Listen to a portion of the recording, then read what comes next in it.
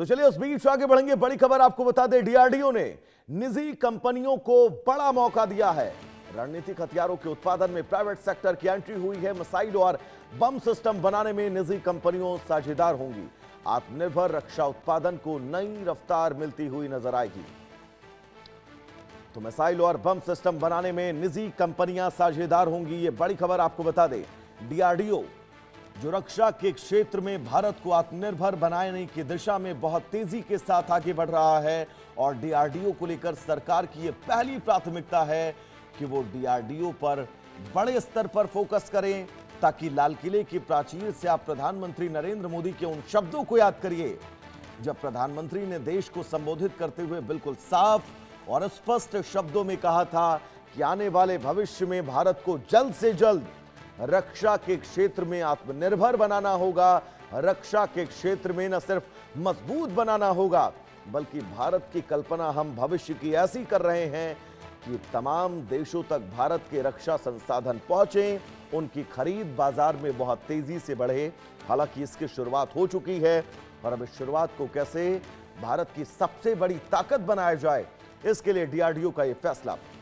Missile और बम बनाने में निजी कंपनियां भी साझेदार होंगी, तो आत्मनिर्भर रक्षा उत्पादन को नई रफ्तार मिलेगी। यह बात कहता हुआ डीआरडीओ नजर आया है।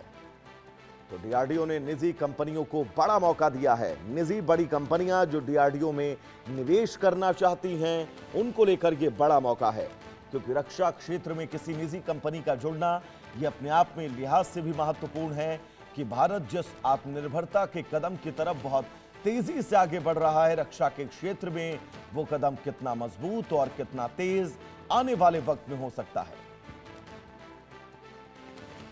तो बड़ी खबर इस बीच आप सबकी टेलीविजन स्क्रीन पर। डीआरडीओ को और भी मजबूत बनाए जाने की कवायद, ताकि रक्षा के क्षेत्र में भारत और मजबूती से आगे बढ़ सके। मिसाइल और बम बनाने में निजी कंपनियों को साझेदार किया गया है। निजी कंपनियों को अब खुले तौर पर यह न्योता दिया गया है कि वो डीआरडीओ में बड़ा निवेश कर सकती हैं बिना किसी रोक टोक के। और अब इस निवेश और डीआरडीओ ने जिस दरवाजे को निजी कंपनियों के खोला है, वो ये बताने के लिए काफी है कि आने वाला वक्त रक्षा के क्षेत्र में भारत बहुत तेजी के साथ आत्मनिर्भर बनने के लिए तैयार है। और भारत अब उन तमाम मिसाइलों, भारत उन तमाम ड्रोन्स को खुद तैयार कर रहा है। भारत के सरजमी पर भारत अपने डिफेंस सिस्टम भी खुद बना रहा है, और न सिर्फ बना रहा है बल्कि भारत का आकाश डिफेंस सिस्टम तमाम देशों तक भी पहुंच रहा है, खरीदा जा रहा है, उसकी मांग बढ़ रही है।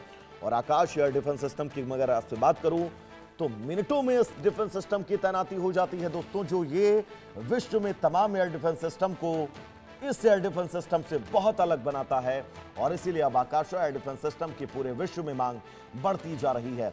न सिर्फ आकाश एयर डिफेंस सिस्टम बल्कि ब्रह्मोस मिसाइल, वो मिसाइल जिस मिसाइल ने पाकिस्तान के तमाम इलाकों में घुसकर तबाही मचा दी थी, उस ब्रह्मोस मिसाइल की मांग भी अब पूरी दुनिया में बहुत तेजी के साथ बढ़ती हुई।